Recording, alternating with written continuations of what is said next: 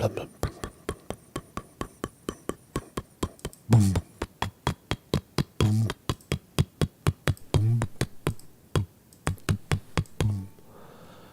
it. Hey, good morning, everybody. And good morning, everybody. La la la la la la la la la la. Good morning. Good morning, my friends. Good morning, friends. Good morning. Welcome to the program. Blah, blah, blah. Good morning, America. We're here. We're live. We're alive. Radhe Radhe Govinda. Sing it if you know the words. Radhe Radhe Govinda. Welcome. Radhe Govinda. Yeah, Mario Scante reporting. Good morning, everybody. How are you? Welcome to the show. Welcome to the show today. It's kind of a low news cycle right now, if you ask this reporter. And but what is interesting now as we approach the presidential election, I know it's a lot of months away, but you're only hearing two names, right? Joe Biden, Donald Trump. All the other scrubs are out. Marianne Faithfull is officially out of the race. Joe Biden has clinched the Democratic nomination as if it really matters. He will be the candidate. Donald J. Trump has no longer any competition. But what about the other guy? What about Robert F. Kennedy Jr.? Now, if you're a low information person, you may have heard his name before. Robert Kennedy, isn't he a Kennedy? Isn't he John F. Kennedy's kid? Well, no, he's Robert F. Kennedy's kid. It's John F. Kennedy's brother. And he's the kid of the slain candidate, right? Robert F. Kennedy was running for president in 1967. For the 1968 election, he got shot before he got there, right? Right after Martin Luther King got blasted, RFK Jr.'s father got shot as well. So a lot of dead Kennedys, right? And I'm not referring to the band, but a lot of dead Kennedys. That's who Robert F. Kennedy Jr. is. And what does he stand for? Well, I don't know. We'll leave the jury is out on that. We'll give the show to him today, and we're going to hear Robert F. Kennedy Jr. in his own words, and some of the spin on mainstream media. Let's give him his moment, right? His moment in the sun. Can he win? Can Robert F. Kennedy Jr. win the American presidency over a sitting Democratic president and a wildly popular insurgent Republican ex-president candidate, Donald Trump? I don't know. Does he have $5 billion to waste? Because that's what the Democrats are going to have. Corporate America is going to line up behind whoever the Democrats run, even if it's a dead guy, and bomb the fucking world with anti-Trump rhetoric and how Trump is the Antichrist and how you must vote for the Democrat, how blacks have to vote for the Democrat or they're not black, how Latinos must vote for the Democrat or they're going to get deported. But what about the other guy? What about the independent? There's no significant polling right now to suggest that Robert F. Kennedy has a shot in hell of winning the presidency. No polling doesn't necessarily mean anything. He's running as an independent. He's not running as a Democrat. He's going to be, according to his own words, he's going to be on the ballot in every single state in the United States. Robert F. Kennedy Jr. on every ballot. They tried to keep him off, but he's on. Can he win? Can he get his message out there with his throat? He talks like this. He's got a bit of a growl, a bit of a ruffle in his voice, and you can't really understand what he's saying most of the time. He sounds like this. I'm Robert F. Kennedy. My father got shot in the balls. Is his speech impediment too much for America?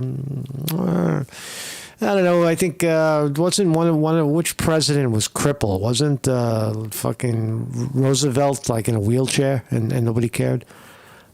So anyway, welcome everybody to the program. Vinny DiMartini in the house on the wrench. Born again, born annoying again is back. Champs, what's up, man? What's up, Champs? David Brown, TJ is here as well. Miss Chicago. So welcome everybody. Welcome to the program, and everybody else who's lurking. If you're watching this video, my name is Marcus Conti, and it's just my opinion, really, and the opinion of these fine, live, real people, not dime store phonies, not fake people, not fake AI people, but the people to your screen right are real. And we're here every morning, 9 a.m. Eastern United States time, and Monday through Thursday. Join us live, or if you're watching on some other social media, you're watching the rerun. That's cool too. Feel free to comment, spike the like, subscribe, and really just show up and show your interest and your curiosity. So here is the man of the hour, at least this hour. Robert F. Kennedy Jr. Is he the winner? Can he win? Or is he the great spoiler? Right? That's the new term. That's a term, not a new term. But that's the term the Democrats are going to try to hang around Robert F. Kennedy's neck. That he's spoiling the race. For who? For them. He's spoiling it for the Democrats, because that's historically where the independent vote tends to break from the Democratic side of the aisle, not from the Republicans. Republicans seem to be unaffected by an independent in terms of their base. So does Robert F. Kennedy have a lot of, historically have a lot of possibility of pulling away from Trump and his base? Well, not really. I mean, you gotta where's the evidence of that, right? It doesn't just come from out of nowhere. One day on election day, everybody changes their mind and votes for Robert F. Kennedy. There's usually indications of lead up to that. They're called polling, right? Questioning people, asking people, who might you vote for? And again, as I've always said, I think Trump is not only the favorite, but the runaway favorite, because of the fact that a lot of people like Trump, and they want to see Trump get back in there and drain the swamp and shut down the illegal immigration. There's so many reasons why Biden fails. The issue in Gaza, the extermination of the Palestinians in Gaza, under Biden's, direction with Netanyahu, Benjamin Netanyahu, and Israel. Those are two big ones. Ukraine wouldn't have happened if not for Biden's fucking shenanigans in the Ukraine with Russian oligarchs, right? Creating a vacuum. His fucking stupidity dealing with NATO and how NATO should be involved in Europe and all these things caused. It wasn't Putin that caused it. It was the power vacuum created by the Americans that caused the Ukraine issue. Those three right there: immigration, Ukraine, and Gaza. Right here at home, the poverty, right? Depression in America, an epidemic of obesity. Is anybody challenging any of these things? Does Robert F. Kennedy? I guess the point is, if you listen to his rhetoric, he does not seem to be a pay-for-play, run-of-the-mill politician. He seems to be speaking from the heart. Right? Speaking from the heart. He does seem to be coming from the heart and making sense, and offering perhaps a healthy alternative to the two mother effers that we have to pick from, Trump and Biden. Right? So anyway, welcome everybody. Roger Hop from the great country of the Netherlands, the great Gesprekken Dutch, the Dutch-speaking man in the house. What's up, Roger? Roger spelt with an I in there. He drops an I. Roger in our language is R-O-G-E-R, no I-E-R. Netherlands is watching. Welcome, man. Welcome to the program. I love Amsterdam, by the way. I was talking about it yesterday. Amsterdam's one of the most fascinating cities in the world, really. The way it's built on water, and there's Old Dutch and New Dutch all mixed in together. There's a healthy, flux of tourism and thriving economy. But watch your pocket, man.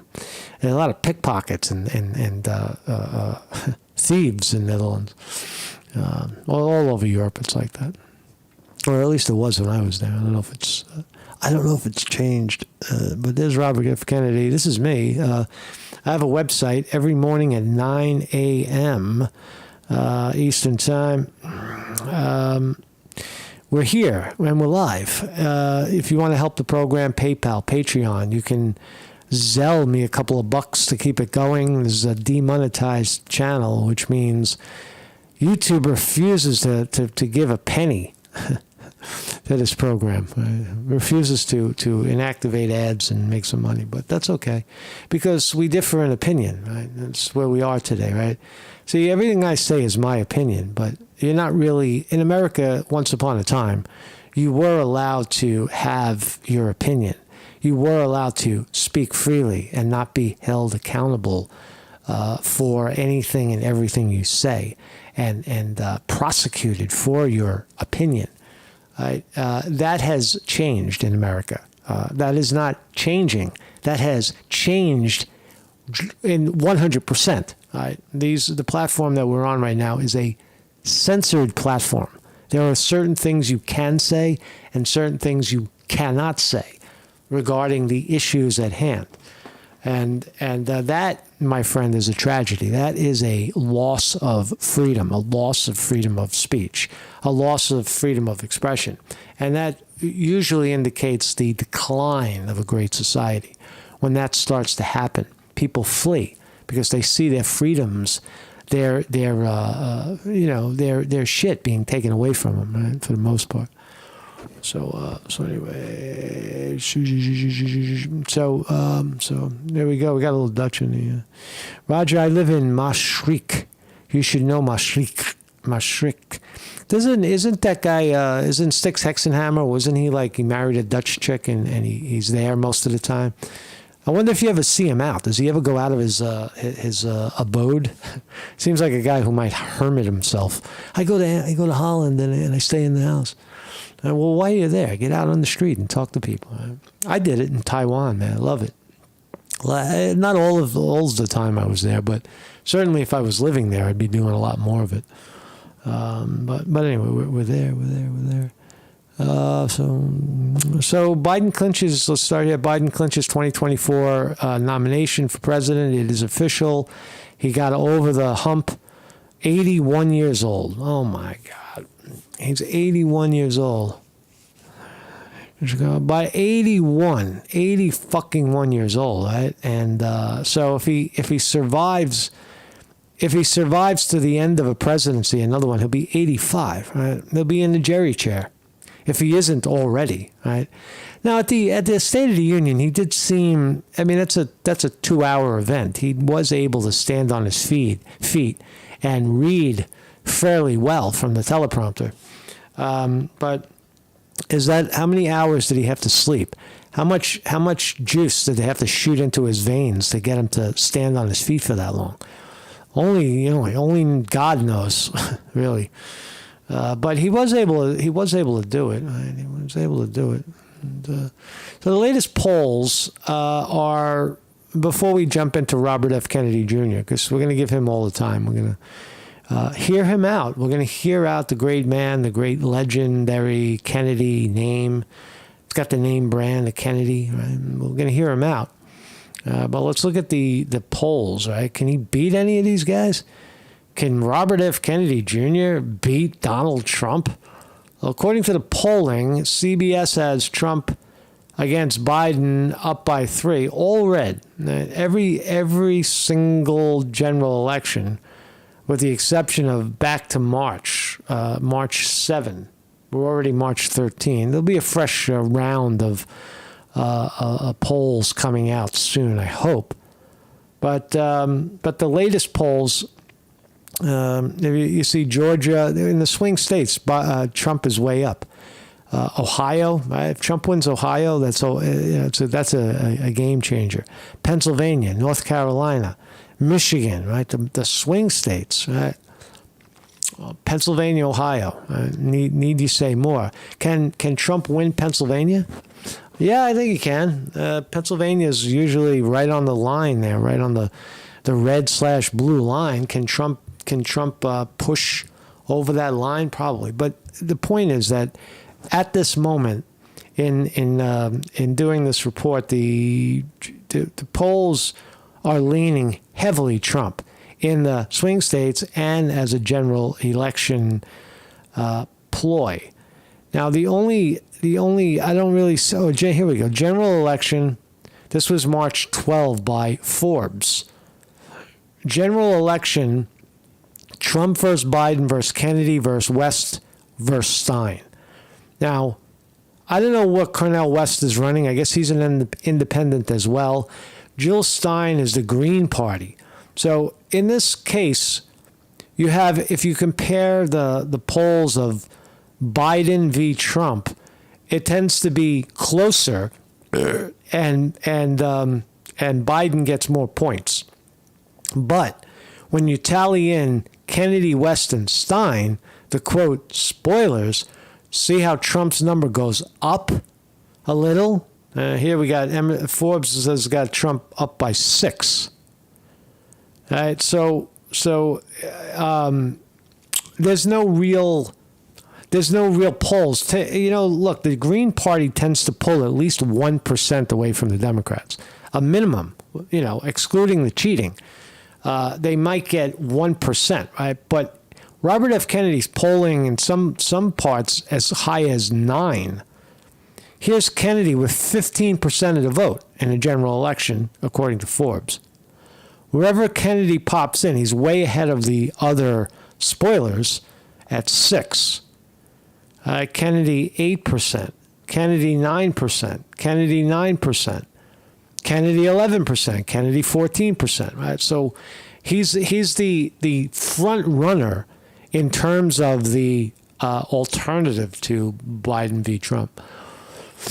So here he is in his own words. This is the man, the myth, the legend. There's subtitles running because of his speech. It's not crystal clear. Is that, again, you got to ask yourself, is that a disqualifier for Americans? I don't know, man. Candidate for He's not a President of the United States. the President of the United States. This is his voice. Americans going to go for this kind of voice. I grew up in an America that seemed to have achieved its promise. Maybe. What kind of wine are they drinking? But listen to what he said. Well, listen, I'm going to shut up in a second. But listen to, let's give it some credence. I grew up in America. Let's listen to what he's saying, and it really does resonate, right? It's something along the lines of "Make America Great Again," like we were this vibrant, beautiful country, right? And at least that's how memory, how we recall it, how we could review it. But even in those times, even in those glorious times where the great generation, like my grandparents, who enjoyed the boom in America, right, came as immigrants, and they enjoyed this incredible economic boom. They suffered the same kind of issues were going on then: poverty, starvation, and discrimination, hard times for new people. Right? That isn't different. Right? It's we look back with to the glory days, but in every glory day, there's also that incredible contrasting suffering that goes on. Right? I don't think that's different today. I don't think it's, although there is economic boom and prosperity in America, there's also an incredible amount of suffering that's running parallel to that, right? In terms of usually financial. And in terms of America, it's becoming health-wise. People are fucking unhealthy, right? This is we live in an unhealthy country. I think about it and look for it all the time, but right in my face was when I was traveling recently. And, you're all over Asia, and you don't see fat, out of shape, fucking disgusting people everywhere you look. All right, but when you get off that plane back to America, what do you see? You see one blubber boat, floating fucking barge, fat ass walking by, right? One fat person after another, grossly, morbidly obese, right? And you can't criticize it. You can't shame them. You can't. Right? That's my identity. I'm fat. What's wrong with you? Why can't you accept me with my fatness? Well, most cultures don't accept it because it's extremely unhealthy, and it shows a level of gluttony where you're stuffing your face to become that fat. You're home and you're just eating everything all the time. You're just eating, stuffing food in your fat face. That's the only way you get fat, by the way. Don't let anybody tell you it's a thyroid problem. I have a high metabolism. My metabolism is very low. No, you're fat because you eat too much. Right? Those sorts of things you notice about Americans, and you got to ask yourself, why is that the question? Why is that the issue? Why is America so unhealthy? Why is it like that? All right, I'll shut up now. Grew up in an America that seemed to have achieved its promise as an exemplary nation.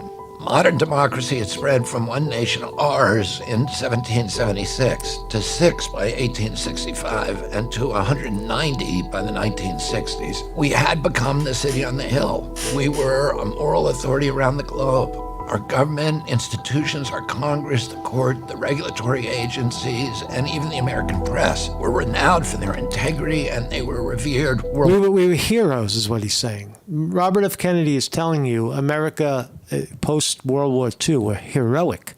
For the last 75 years, we were the heroes of the globe, right? We were making beautiful cars and Levi's, and everybody wanted to be part of America. I got to tell you, man, it's not the case anymore.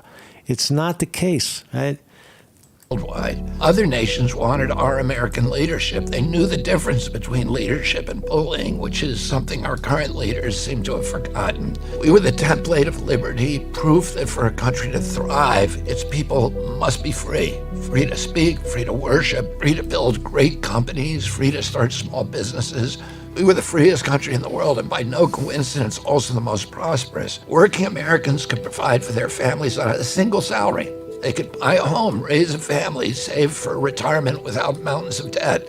We made the best music. We made the best movies. We made gold standard automobiles that everybody in the world wanted. We made blue jeans. You see what he's saying? He's rehashing what America was, a great nation of thriving inspiration, inspiring the world. That's how you do it. You don't bully people around the world. You don't say, take our democracy or we'll blow you up. You inspire them. That's what that's why Reagan was the biggest economic boom in America was during this, fucking Reagan put it into play, right?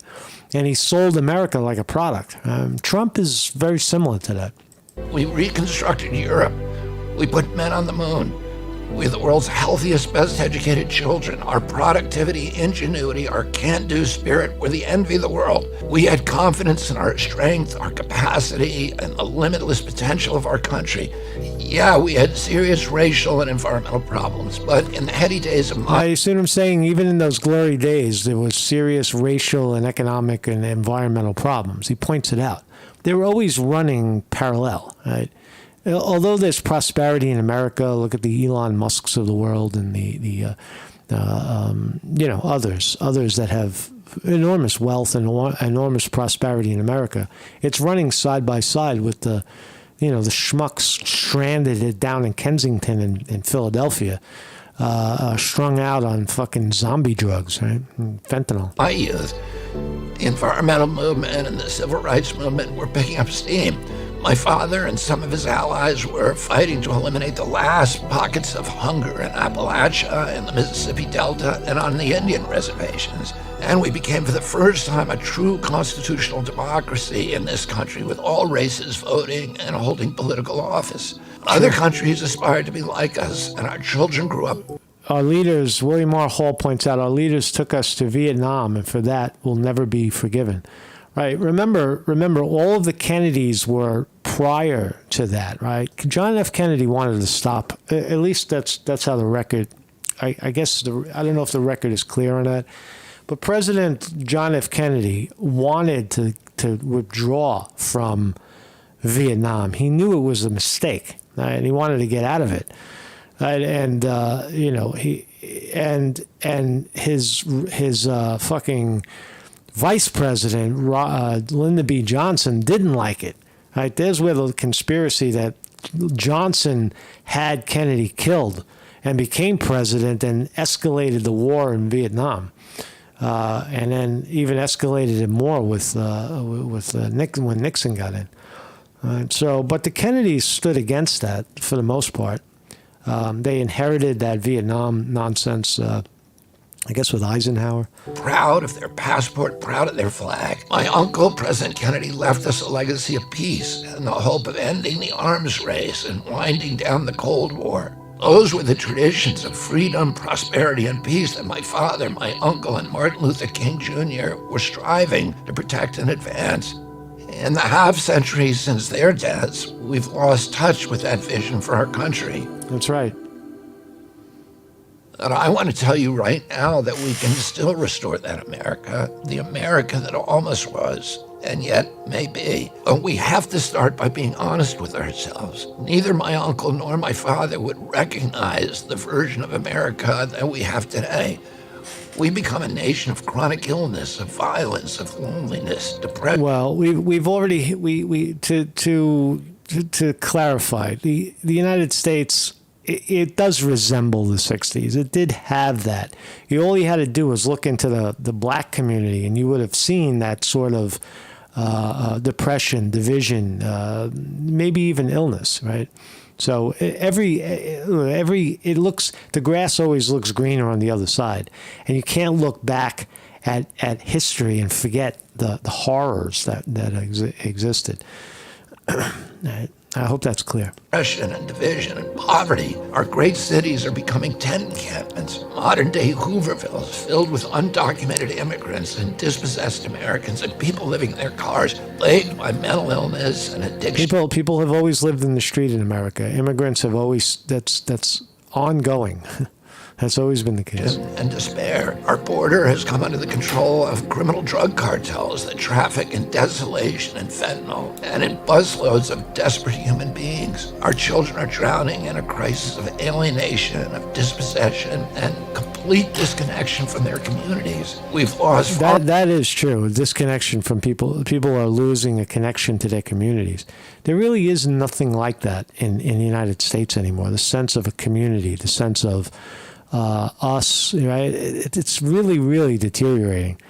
Again, I just came back from Asia, where you see a certain harmony in culture, a certain identity, right? That this is who we are. In this country, you don't see it. It's every man for himself kind of thing. You know, it's hard to put your finger on what the crises in America is exactly, what causes it. But you could see the result of it. You could, again, with the morbid obesity, the chronic, I guess, abuse of substances, the loneliness, the depression, these ridiculous diagnoses, PDST, these ridiculous identifications in terms of sex, LGBTQX+. And on and on and on and on. No one, the deep identity crises of Americans is I say deepening. At least when Kennedy was around, men wore the pants in the family, and the women, were just getting their pants on, right? People knew who they were in the 60s, I think, and at least even the generation that rebelled from it, were the hippies, knew what they were rebelling. They came together to rebel something, to repudiate something. Today, people don't even know what that is anymore. What is it, right? Bashing America. America sucks. Fuck you. This country's a bunch of white supremacist racists. Tear down the statues. That's not promotion. That's not helping anybody by doing that. Everybody's a racist, right? Far more of our young people to drugs in the last decade than in the 20-year Vietnam War. We've printed 9 centuries worth of money in a little over a decade and spent $8 trillion on regime change wars. Those wars have made America less safe, our country less strong, and the world far less stable, while sending prices through the roof as our infrastructure falls apart. Tens of millions of young Americans no longer even dream of owning their own home. What happened to America, the land of opportunity, where you could be sure that if you worked hard and played by the rules, that you would have a decent life? All the new wealth of the last generation has gone to the billionaires and to transnational corporations, while our tattered middle class, our infrastructure, our industry have been hollowed out from the inside. Instead of promise, we've left our kids sick and drowning in debt. The public debt has gone from about $5 trillion under President George W. It's fairly truthful so far. It's almost everything he's saying it resonates, truthfully, right? Where we've been, where we're at, and possibly where we're going, right? Bush to $34 trillion. But again, the $64,000 question is: can Robert F. Kennedy win the presidency? Is he a potential winner, or is he just a spoiler, someone who comes in and sucks votes from one of the sitting parties? Right? Which one is he? Today, and U.S. household debt is at a record high of $17.3 trillion. If you include discouraged workers, our true unemployment rate is 23%. Young parents face housing, grocery, and childcare costs that are unaffordable. Too many Americans are living bleak and hopeless lives, dreading the one medical emergency or the car repair that will tip them over the edge into homelessness. We rank 40th globally in our people's health and wellness. Out of the richest countries in the world, the United States is 35th in child poverty rates, just above Mexico. We rank 36th in literacy and 45th in press freedom. Right. At the time when the great immigration of smart people came to America, those numbers were like the number one in literacy, number one in ending poverty, right? If you just look at one simple fact in terms of poverty, right? During the World War II era, China was, I think, like 80% of the country was living in abject poverty, right? Abject poverty, however you say it, where they had not even just enough to scrape by, right? Those numbers have reversed, right? 80% of Chinese are living prosperously. On the other hand, the United States had an 80% prosperity rate, and now that number is plunging, right? Right. So as China expands and gives more back to their people, the American people are shrinking in numbers. Right. They're shrinking in their prosperity and their freedoms. It is. I would almost, if we had that kind of power to leap into the future and see it, I would bet every fucking penny that China is going to run the show in 25, 30, 50 years. It's going in that direction. Teach your kids Mandarin. Speak Mandarin, right? It's not hard to do, right? Speak Mandarin, and even Africa is being, I would say that Africa, maybe in 50 years, the center part of Africa will be speaking Chinese.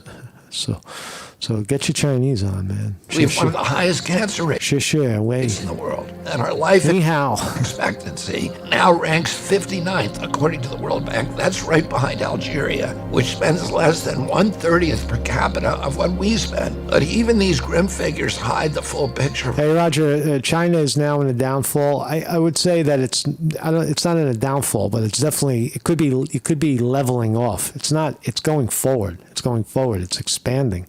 Look at Tibet. Look at Hong Kong. Look at what they're trying to do in Taiwan. Look what they're doing in Africa. They're expanding without firing a shot. Right? It's expansion. Our dire health crisis. We now have the worst health outcomes in the rich world, the highest maternal mortality rates, the highest number of gun deaths per capita, and the highest number of teen pregnancies. We lead the world in obesity and chronic disease. According to CDC, 60% of Americans have at least one chronic condition. When my uncle was president, only 6% of Americans had chronic disease. Mm-hmm. And all of these plights fall heaviest on our young people. 4 in 10 of them suffered. Why is America so sick? Why is America suffering from depression? Can you? Well, I mean, I think you have to blame Big Pharma. You gotta call a spade, right? Who's feeding America all these psychedelics, all these crazy, antidepressants, things that fix every problem? Right? It's Big Pharma doing that. Depression. It's Big Pharma fucking with your body chemistry, bigly. And half of them have considered suicide. 1 in 10 has anxiety. 1 in 10 has ADHD. 1 in 5 is obese. 1 in 5 is obese. The United States only has a 20% obesity rate. I think it's much more than that, sir. Time for us to say enough is enough. We were once a free and thriving nation, the healthiest and strongest in the world. Yeah. What we once were, we can be again. How do I know that? It's because everywhere I go in this country, I see a profound determination among Americans to heal. If you listen closely to what he's saying, you can understand every word. It takes a little bit.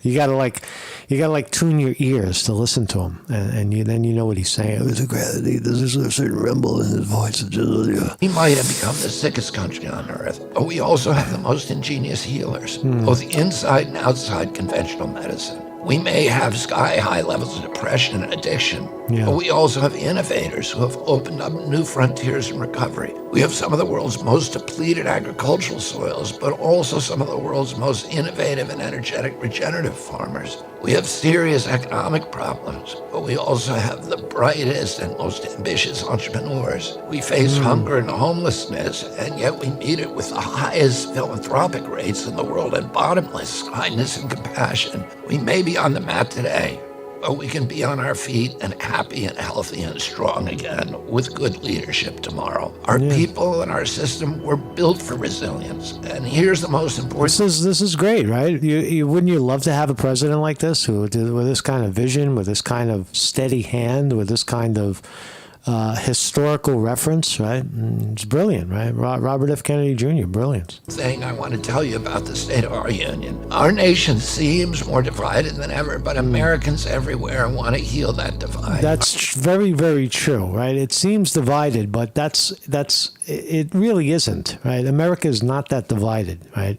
And most people agree on most things. 9 out of 10 things they agree on. It's not the division. It's the politicians that create the division.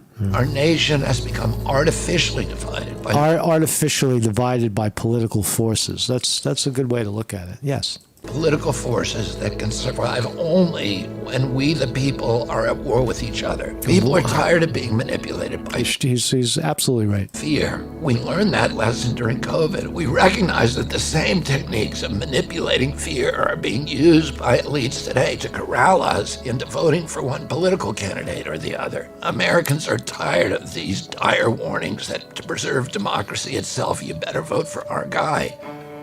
I can tell you that in every state of this union, people are rejecting fear-mongering. 80% of Americans say they don't want to be forced to choose in this election between the lesser of two evils.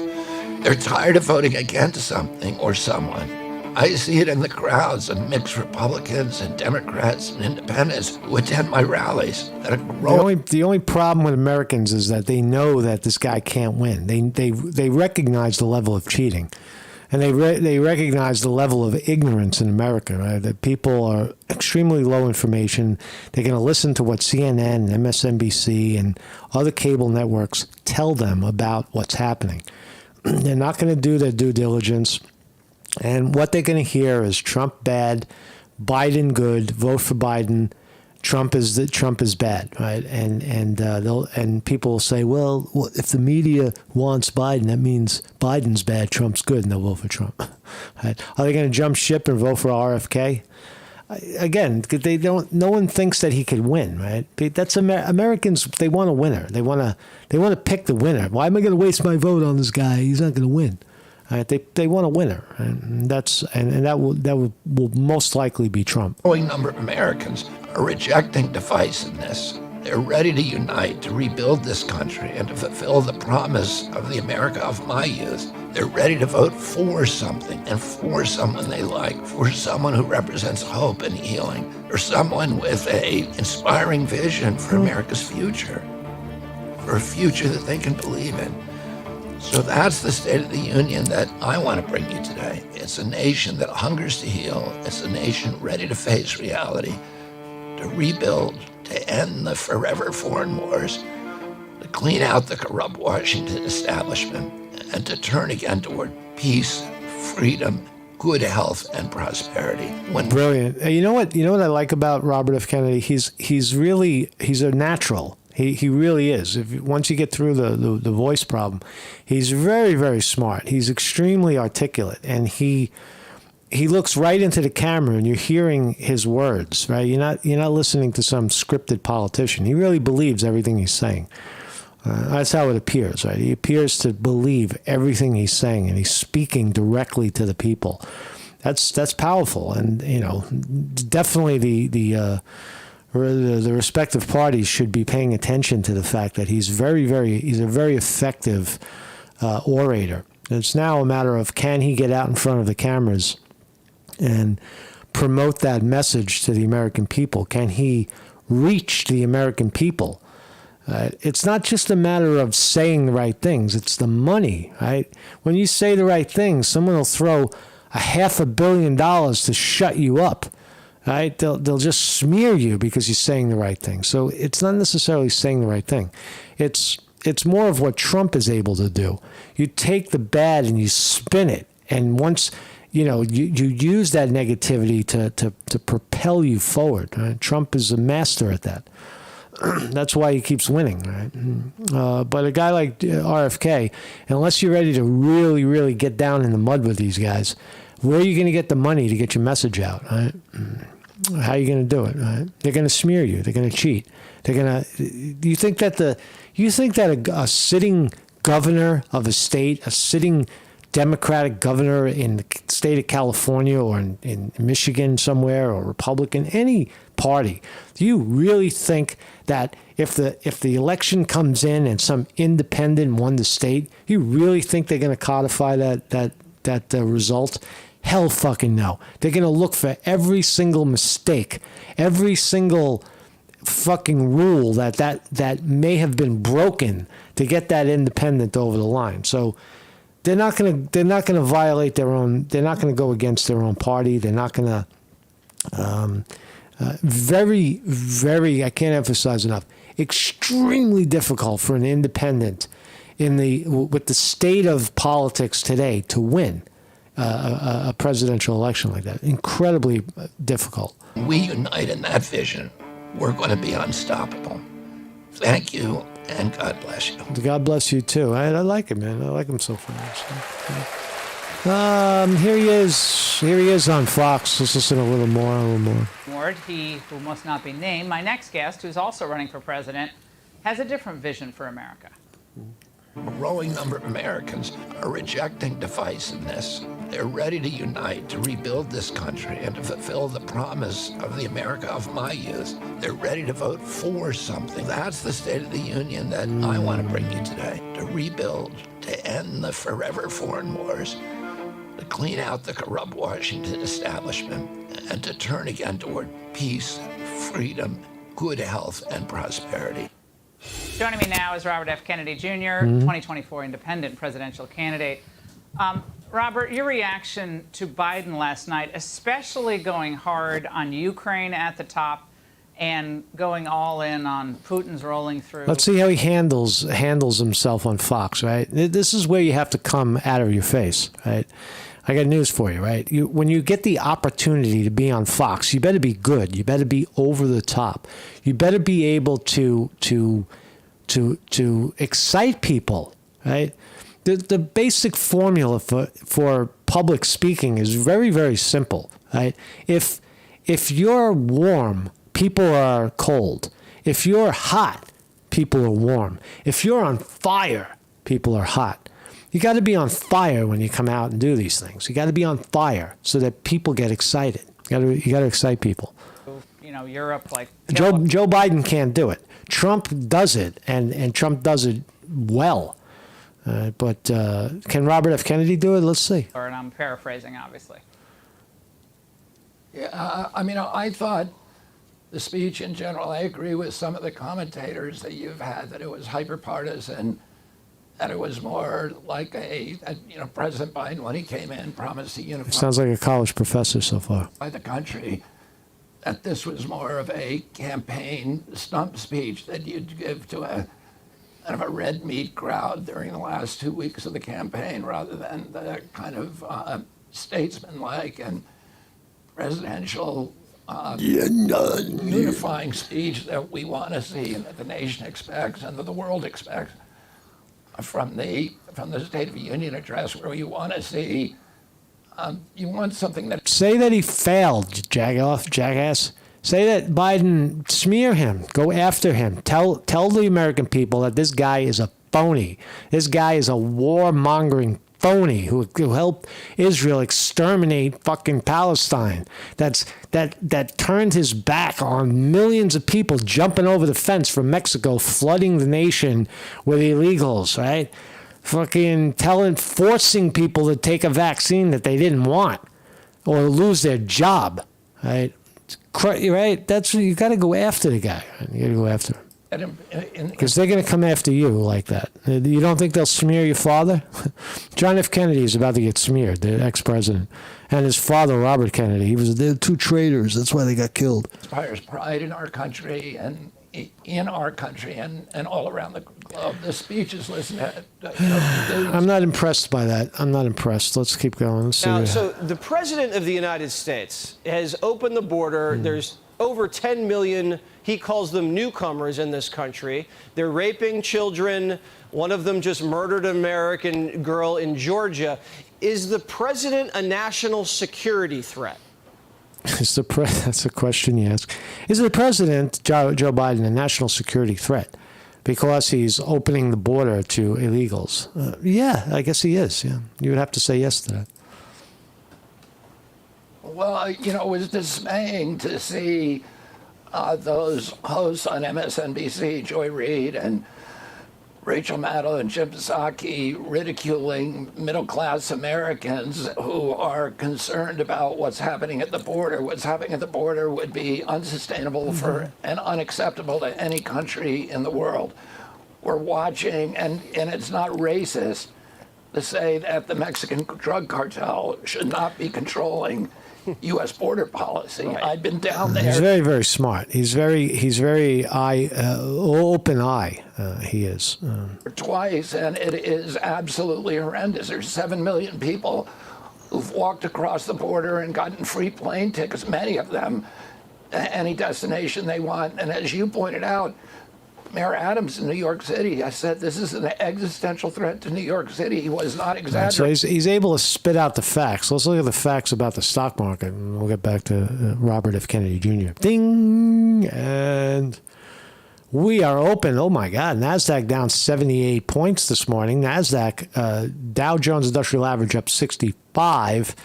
S&P 500 hovering kind of flat, down 8 points, not much. And let's look at the big board. Big board looks like technology is kind of pulling back a little bit this morning. Let's see if it recovers. NVIDIA continuing its run up to 1,000 at 889. It already saw like 950.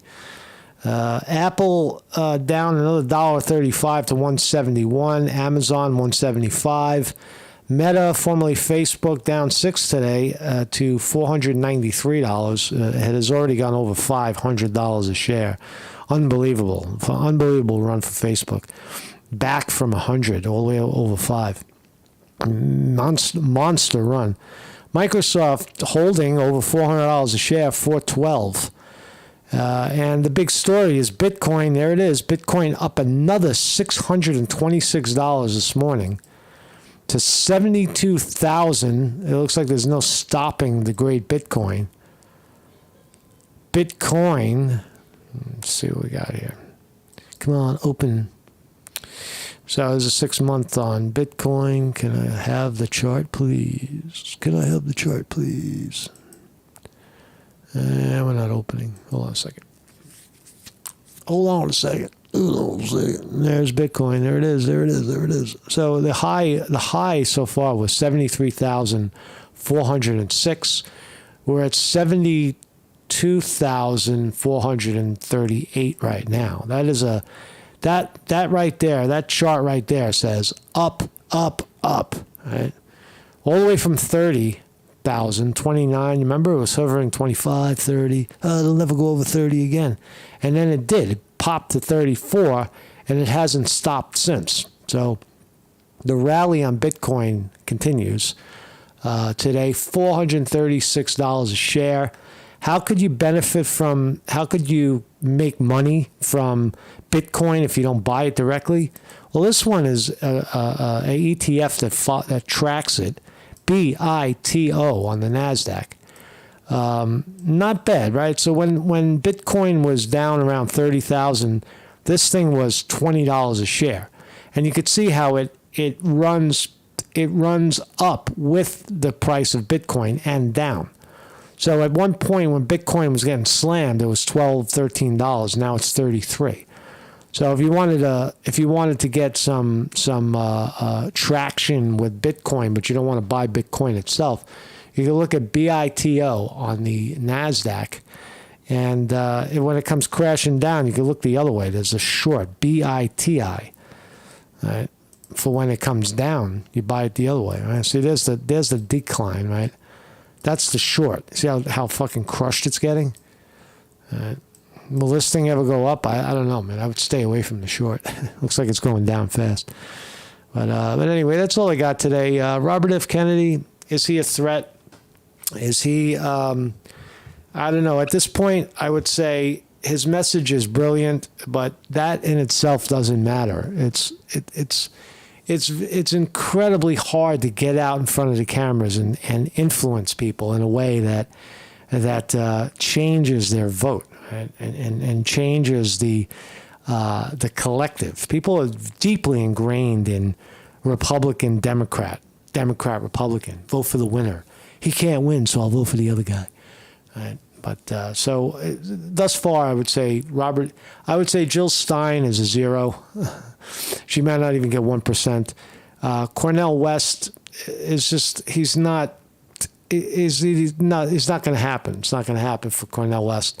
Robert F. Kennedy is clearly the front runner in terms of the third guy, the third leg, and can he win? Probably not. Can he spoil somebody? Probably. Can he pull votes away from the Democrats? At this point, I would say nothing has changed. Robert F. Kennedy Jr. will suck votes away from the Democrats unless there's some kind of game changer. Right? So that's how I see it. That's how I call it. I'm gonna call it that way. I'll see you guys, man. I'm gonna put some video to this. I like this. It's a good take. I'll see you guys tomorrow. Radhe Radhe Govinda Radhe Radhe Radhe Radhe Govinda Radhe Radhe Govinda Radhe Radhe Govinda Radhe Radhe Govinda Govinda Radhe Radhe Radhe Radhe Radhe Radhe Govinda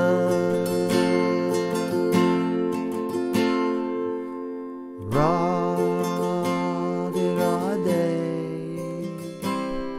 Govinda